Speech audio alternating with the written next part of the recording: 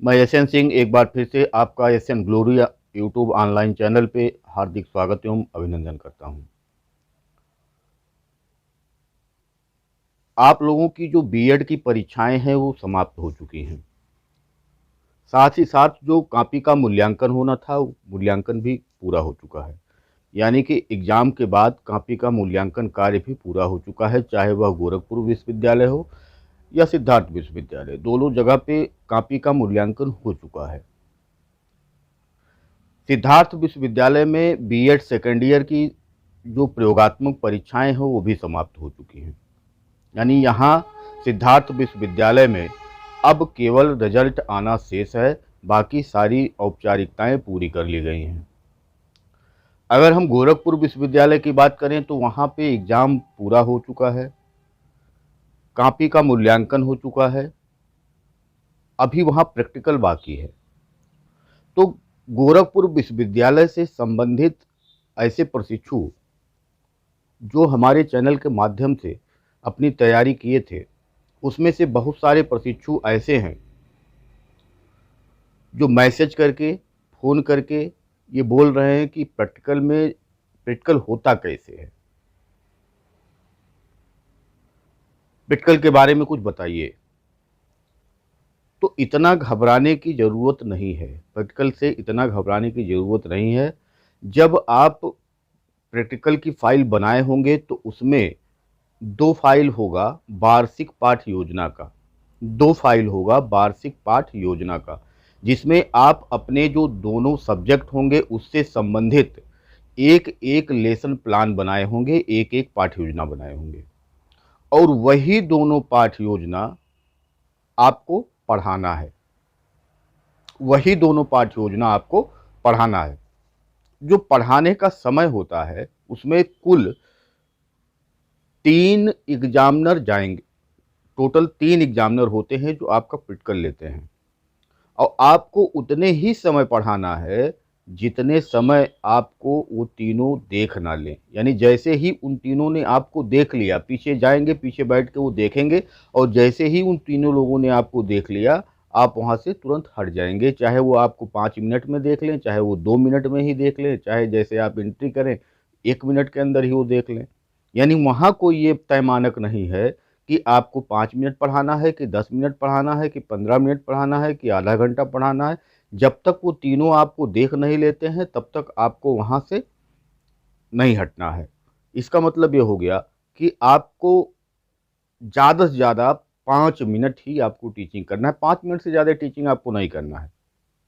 5 minute में लगभग तीनों आकर के चेक कर लेते हैं, जो 3 एग्ज़ामिनर होते हैं वो आकर के चेक कर लेते हैं और आप उसी जो आपका लेसन प्लान है, उसी लेसन प्लान को आप खूब अच्छे से तैयार करिए, खूब अच्छे से आप उसको तैयार कर लीजिए। वही आपका प्रैक्टिकल है, जो आप उसी को क्लासरूम में पढ़ा देंगे।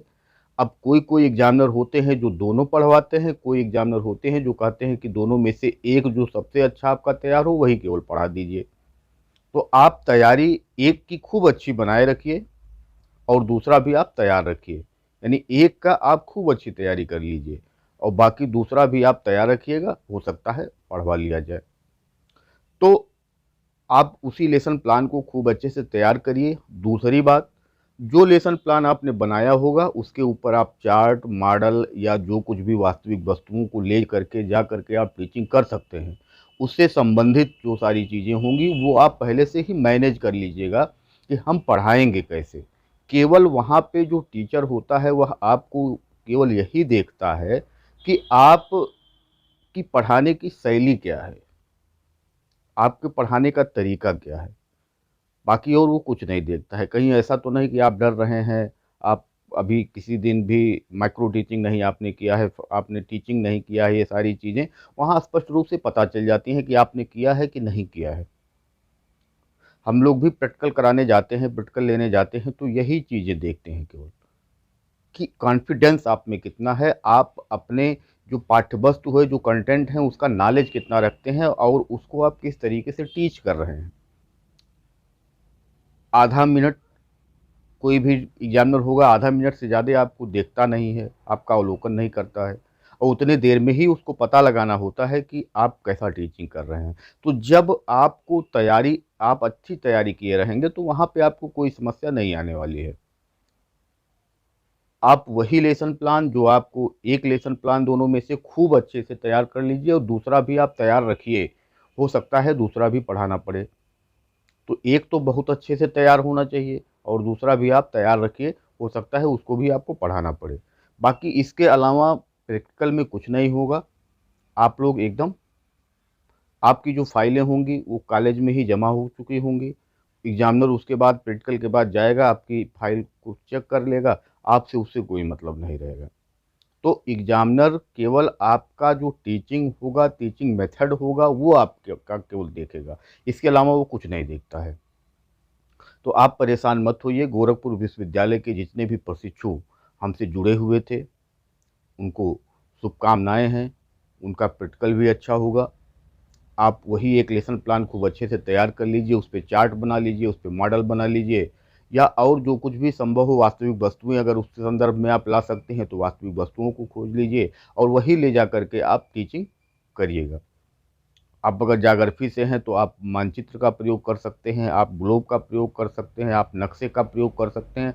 इस टाइप से चीज़ें जो आप उस लेसन प्लान के लिए आप अच्छा समझिए, उसको पहले से ही आप मैनेज कर लीजिएगा। वो सब ज़रूरी है।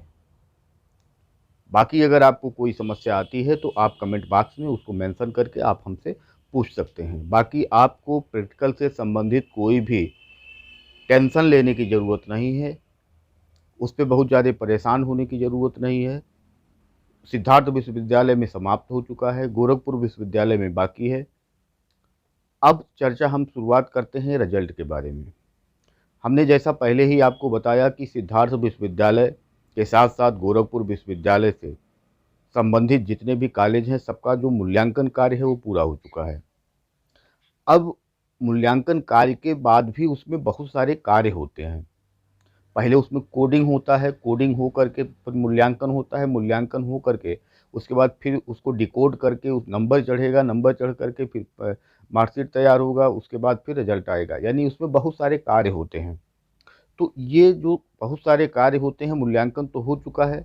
हो सकता है आपका जो रिजल्ट है इस सितंबर माह के लास्ट तक आ जाए, गोरखपुर विश्वविद्यालय का भी और सिद्धार्थ विश्वविद्यालय का भी। हमको लगता है कि सितंबर के लास्ट तक आपका रिजल्ट आ जाना चाहिए, उससे आगे नहीं जाना चाहिए। तो वही जो उसमें बहुत सारे कार्य होते हैं, वही कार्य अब संपन्न हो रहे होंगे। मूल्यांकन कार्य पूरा हो चुका है, रिजल्ट आपका इसी माह आएगा। इसमें कोई दिक्कत परेशानी की बात नहीं है। अब इसके आगे आप करना क्या चाहते हैं ये आप पे डिपेंड करता है कि आप बीएड करके ही बैठना चाहते हैं, या इसके आगे आप एमएड करना चाहते हैं, आप नेट करना चाहते हैं, आप पीएचडी करना चाहते हैं, आप करना क्या चाहते हैं वो आपके ऊपर है। अगर आप आगे पढ़ना चाहते हैं तो आपको कैसे एमएड में आप एडमिशन कैसे ले सकते हैं, नेट आप कैसे दे सकते हैं, पीएचडी आप कैसे कर सकते हैं, इससे संबंधित अगर जानकारी आपको चाहिए तो कमेंट बॉक्स में आप मेंशन ज़रूर करिएगा। इस समय आप देख रहे हैं कि जो जितने भी केंद्रीय विश्वविद्यालय हैं उससे संबंधित जो प्रवेश परीक्षाएं आयोजित हो रही हैं वो सीयूईटी के माध्यम से, यानी एनटीए जो है नेशनल टेस्टिंग एजेंसी, वह प्रवेश परीक्षा करा करके सभी केंद्रीय विश्वविद्यालयों के लिए जो परीक्षाएं हैं आयोजित करके उसके मार्क्स जो है वो विश्वविद्यालयों को सौंप दे रहा है। उसी के आधार पर विभिन्न जो विश्वविद्यालय हैं वो प्रवेश ले रहे हैं। अगर आप किसी राज्य विश्वविद्यालय से एमएड करना चाहते हैं तो वहाँ पे जो फीस है वो काफ़ी महंगी है।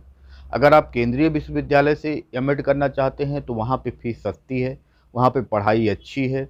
तो आप आगे पढ़ना चाहते हैं या नहीं पढ़ना चाहते हैं, अगर आप पढ़ना चाहते हैं तो उससे संबंधित कोई जानकारी अगर आपको चाहिए तो आप कमेंट बॉक्स में उसको ज़रूर मेंशन करिएगा और हम उस पर आपको वीडियो बना करके उसको समझाने का हम प्रयास ज़रूर करेंगे।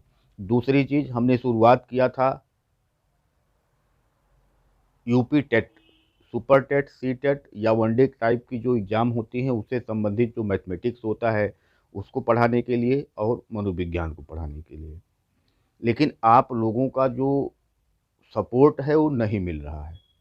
तो आप पढ़ना चाहते हैं या नहीं पढ़ना चाहते हैं, वो आप ज़रूर कमेंट बॉक्स में मेंशन करिएगा। क्योंकि जब तक आप लोग हमसे जुड़े नहीं रहेंगे तब तक हम आगे कुछ कर नहीं सकते हैं। अगर आप पढ़ना चाहते हैं तो कमेंट बॉक्स में ज़रूर मेंशन करिएगा। बाकी ये जो रिज़ल्ट का है, जो प्रैक्टिकल का टेंशन है, इसको आप छोड़ दीजिए, इससे कोई मतलब नहीं है। केवल आप अगर प्रैक्टिकल बाकी है तो एक लेसन प्लान अच्छे से तैयार कर लीजिए, और बाकी रिज़ल्ट जिसका बाकी है, अब वो रिज़ल्ट तो आएगा ही, सितंबर माह में लगभग आ जाएगा। तो इस तरीके से आप अगर पढ़ना चाहते हैं, मैथमेटिक्स पढ़ना चाहते हैं, मनोविज्ञान पढ़ना चाहते हैं, या उसके अलावा जो संविधान है, संविधान पढ़ना चाहते हैं, तो आप कमेंट बॉक्स में उसको मेंशन करिएगा। और अगर आप सपोर्ट नहीं करेंगे तो आपकी जो क्लासेज हैं, बीच में जो गैप आपको मिला, वो हम लोग मूल्यांकन कार्य में चले गए थे, इसलिए वो बीच में गैप उतना बन गया। वहाँ पे नेटवर्क उस टाइप का रहता नहीं है कि हम आपसे बातचीत कर पाते। तो ये जो बीच का गैप है, ये मूल्यांकन कार्य के नाते ही ये बीच का गैप बना है। लेकिन अब हम एकदम फ्री हैं, अब आपके लिए हम वीडियोज़ फिर से दे सकते हैं। तो आपको क्या पढ़ना है, कब पढ़ना है, कैसे पढ़ना है, इससे संबंधित जो आप जानकारी होगी उसको आप कमेंट बॉक्स में ज़रूर मेंशन करिएगा। या आपके पास हमारा जो व्हाट्सएप नंबर है 88 58 13 27 14, उस पे आप मैसेज कर सकते हैं। 88 58 13 27 14, ये व्हाट्सअप नंबर आपको हमने दिया है, उस पे आप मैसेज कर सकते हैं कि इसके आगे आप क्या पढ़ना चाहते हैं। बाकी जो प्रैक्टिकल है, प्रैक्टिकल की आप तैयारी करिए, जिसका रिजल्ट आना है आगे। अब आप यूपी टेट, सी टेट आने वाला है, उसकी आप तैयारी करिए, और फिर आगे आप अपनी सफलता को हासिल करिए। धन्यवाद, नमस्कार।